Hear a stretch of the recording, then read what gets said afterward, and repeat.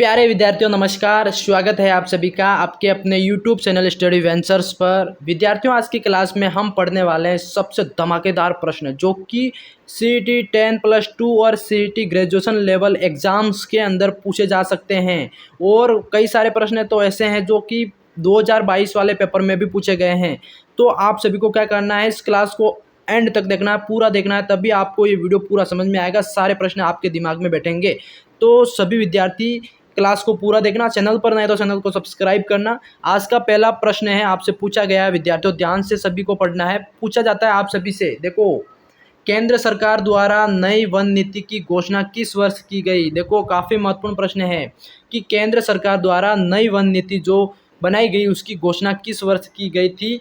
तो आपका ए हो जाएगा 1970 ईस्वी में, या बी 1981 ईस्वी में, या सी 1988 में, या डी आपका 1991 में। सभी विद्यार्थी अपना अपना आंसर कमेंट करेंगे कि केंद्र सरकार द्वारा वन नीति की घोषणा किस वर्ष की गई। जी सभी बताएंगे। देखो इसमें आप सभी का हो जाएगा आंसर क्या, 1988 में केंद्र सरकार द्वारा नई वन नीति घोषित की गई थी, इसकी घोषणा की गई थी। ठीक है, अब इसका आंसर सी हो जाएगा साथियों, सभी का सी ऑप्शन करेक्ट हो जाएगा। अब बढ़ते हैं प्रश्न 2 की तरफ। प्रश्न 2 भी काफ़ी महत्वपूर्ण प्रश्न है, क्लास को एंड तक देखना। और जो भी विद्यार्थी इस क्लास को देख रहा है सभी को, अगर CET के शॉर्ट नोट्स से चाहिए तो टेलीग्राम चैनल को ज्वाइन कर लो सभी से। ठीक है, डिस्क्रिप्शन में मैंने लिंक दे रखी है, टेलीग्राम चैनल जरूर से ज्वाइन करना सभी, वहाँ पे आपको शॉर्ट नोट्स अवेलेबल करवा दिए जाएंगे CET एग्जाम से पहले पहले। ठीक है, तो सभी वहाँ पे भी पढ़ते रहना साथ साथ में। प्रश्न 2 आपसे पूछा गया है, भारतीय वन सर्वेक्षण विभाग का मुख्यालय कहाँ स्थित है। सभी विद्यार्थी ध्यान से पढ़ेंगे, भारतीय वन सर्वेक्षण विभाग का मुख्यालय कहाँ स्थित है। ए आपका हो जाएगा नई दिल्ली, बी देहरादून, सी नागपुर, डी भोपाल। सभी साथी अपना आंसर कमेंट में बताएंगे कौन सा आंसर करेक्ट हो रहा है। देखो इसमें आप सभी का हो जाएगा देहरादून, क्या देहरादून ऑप्शन हो जाएगा सभी का। बी ऑप्शन लॉक करेंगे, बी आपका हो जाएगा, भारतीय वन सर्वेक्षण विभाग का मुख्यालय देहरादून में है। ठीक है, सभी को याद रखना है, एग्जाम में इस तरह के प्रश्न आते हैं तो देखो मैं पढ़ा रहा हूँ आपको, तो एग्जाम में करेक्ट करके आना है सभी को। अब प्रश्न 3 की तरफ बढ़ते हैं। देखो वन अनुसंधान संस्थान, काफी महत्वपूर्ण प्रश्न है, वन अनुसंधान संस्थान स्थित है। ए आपका देहरादून, बी भोपाल में, सी नई दिल्ली में, डी नागपुर में। साथियों कौन सा करेक्ट हो जाएगा। ए आपका करेक्ट हो जाएगा, वन अनुसंधान कहाँ स्थित है, अनुसंधान संस्थान आपका हो जाएगा ए, देहरादून के अंदर है। ठीक है, समझ में आ गया सभी को। अब बढ़ते हैं प्रश्न 4 की तरफ। प्रश्न 4 आपसे पूछा गया साथियों, राष्ट्रीय पर्यावरण शोध संस्थान NERI कहाँ स्थित है। काफी महत्वपूर्ण प्रश्न है, राष्ट्रीय पर्यावरण शोध संस्थान NERI कहाँ स्थित है। ए आपका भोपाल, बी नागपुर, सी देहरादून, डी जोधपुर। साथियों करेक्ट आंसर बताएंगे सभी। राष्ट्रीय पर्यावरण शोध संस्थान आपका हो गया नागपुर के अंदर है। ठीक है, बी आपका करेक्ट हो जाएगा, नागपुर के अंदर आपका करेक्ट हो जाएगा। ठीक है, नोट करते रहना साथ साथ में। अब बढ़ते प्रश्न 5 की तरफ। प्रश्न 5 आपसे पूछा गया है साथियों, भारत में वृक्षारोपण, देखो भारत में वृक्षारोपण वन महोत्सव, देखो वृक्षारोपण उत्सव वन महोत्सव के जन्मदाता कौन है। देखो सभी को बताना है, काफी महत्वपूर्ण प्रश्न है, भारत में वृक्षारोपण उत्सव वन महोत्सव के जन्मदाता कौन है। एक प्रश्न आपको ऐसा भी पूछा जा सकता है कि भारत में जो वृक्षारोपण उत्सव है उसका क्या नाम है, तो उसका नाम हो गया वन महोत्सव। ठीक है, और इसके जन्मदाता की बात कर रहे हैं तो वो कौन हो जाएंगे साथियों। ए महात्मा गांधी, बी विनोबा भावे, सी आपका KM मुंशी, डी आपका जवाहरलाल नेहरू। साथियों कौन सा करेक्ट हो जाएगा, सी ऑप्शन आपका करेक्ट हो रहा है इसमें, सी आपका KM मुंशी जो कि वन महोत्सव के जन्मदाता है। ठीक है, याद रखना सभी को, ये इस तरह के प्रश्न पूछे जाएंगे आपसे। देखो प्रश्न को इग्नोर नहीं करेंगे, क्लास को स्किप मत करना, ध्यान से देखना। भारत में वनों की ताज़ा स्थिति के संबंध में रिपोर्ट कौन जारी करता है। देखो वनों की क्या स्थिति है, वनों की रखरखाव को लेकर। ठीक है, वनों में कितने प्रतिशत वन है भारत के अंदर, कहाँ कितने हैं, क्या ये सारी रिपोर्ट कौन जारी करता है।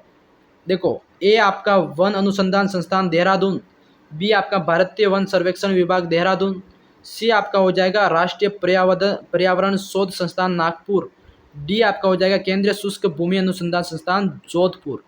नागपुर और जोधपुर। ठीक है, तो कौन सा सही हो जाएगा कि ताज़ा वन की स्थिति के संबंध में रिपोर्ट कौन जारी करता है, तो आपका हो जाएगा साथियों भारतीय वन सर्वेक्षण विभाग देहरादून, डी बी आपका करेक्ट हो जाएगा। ठीक है, सभी का बी करेक्ट हो जाएगा। यहाँ पे ध्यान से पढ़ना सारे प्रश्न, देखो काफी महत्वपूर्ण प्रश्न है। प्रश्न 7 की तरफ बढ़ते हैं साथियों। भारत में कुल वन एवं वृक्ष आच्छादित क्षेत्र कितना है? काफी महत्वपूर्ण प्रश्न है। भारत में कुल वन एवं वृक्ष आच्छादित क्षेत्र कौन सा है? जी सभी को बताना है।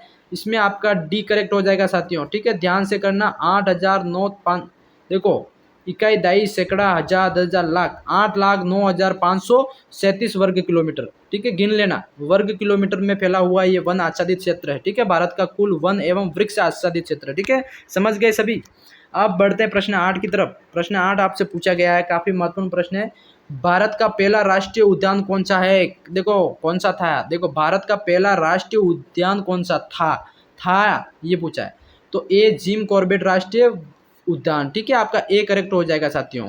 जिम कॉर्बेट राष्ट्रीय उद्यान आपका करेक्ट हो जाएगा, ए आपका सही हो जाएगा। ठीक है, समझ गए। अब प्रश्न है, देखो जिम कॉर्बेट के बारे में थोड़ा जान लेते हैं। जिम कॉर्बेट पहला राष्ट्रीय उद्यान था। जिम कॉर्बेट उत्तराखंड में स्थित है, उत्तराखंड में स्थित है। 1937 में इसको स्थापित किया गया था। भारत का पहला राष्ट्रीय उद्यान था।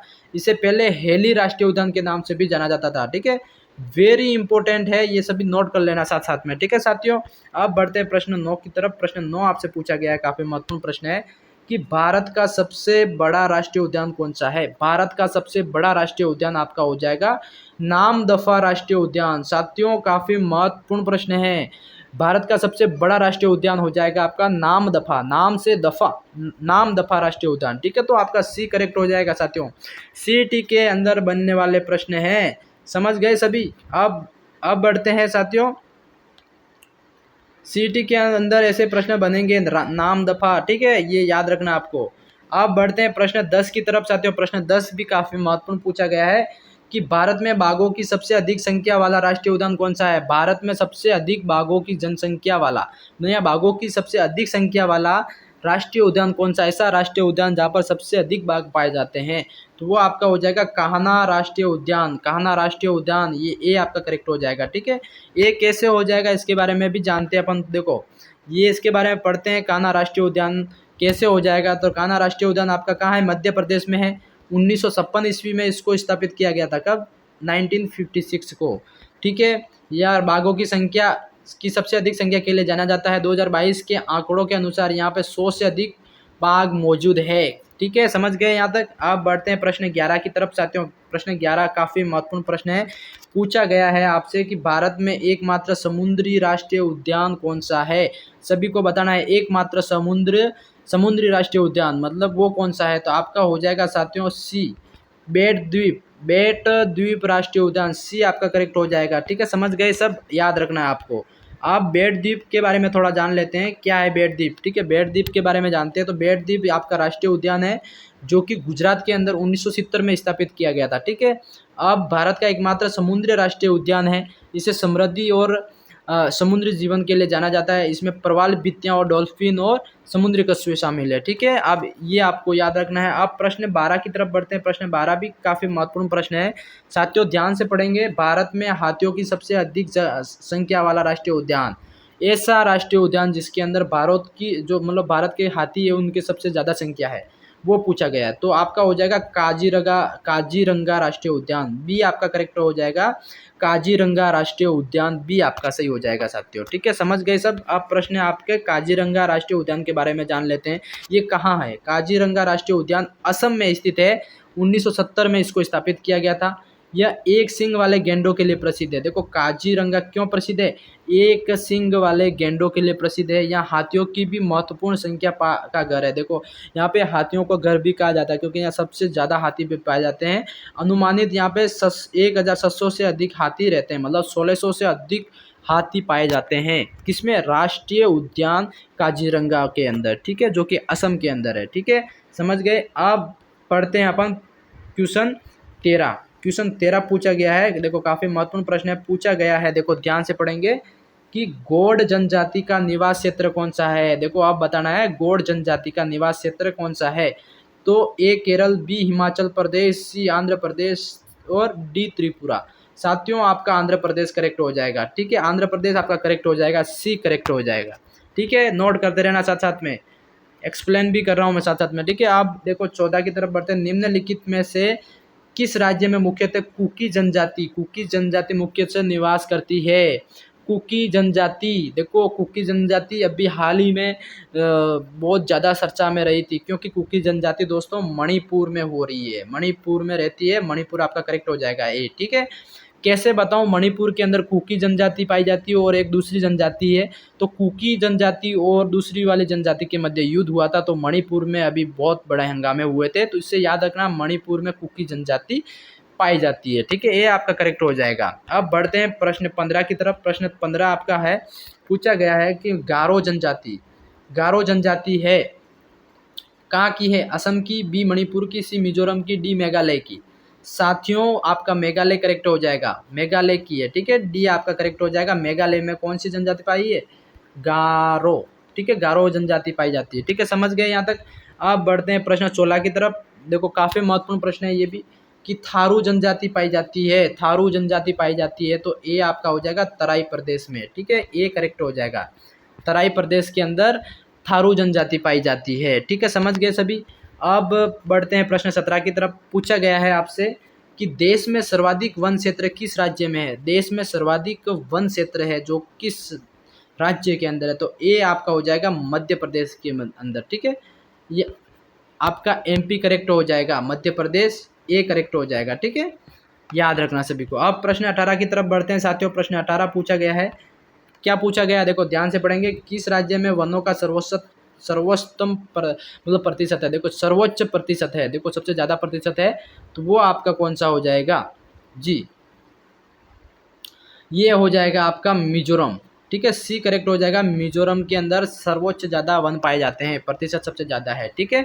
बढ़ते हैं प्रश्न 19 की तरफ। 19 पूछा गया है विद्यार्थियों, काफ़ी महत्वपूर्ण प्रश्न है।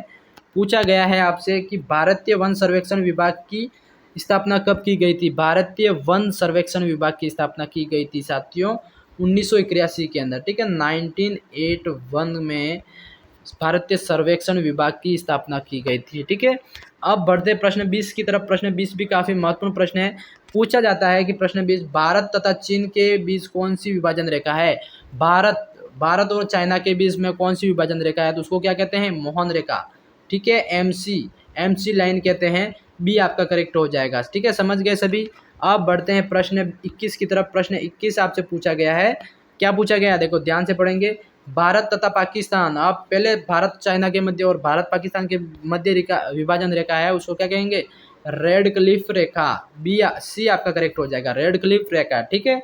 साथियों आपके लिए मैं प्रश्न 21 लेके आया था, आपको कैसा लगा कमेंट सेक्शन में जरूर बताना, अपनी राय जरूर देना, आपके कितने प्रश्न सही हुए, ठीक है। मैं मिलता हूँ किसी नेक्स्ट क्लास में, तब तक के लिए जय हिंद जय भारत दोस्तों, और टेलीग्राम ज्वाइन करना ना भूले। जय हिंद।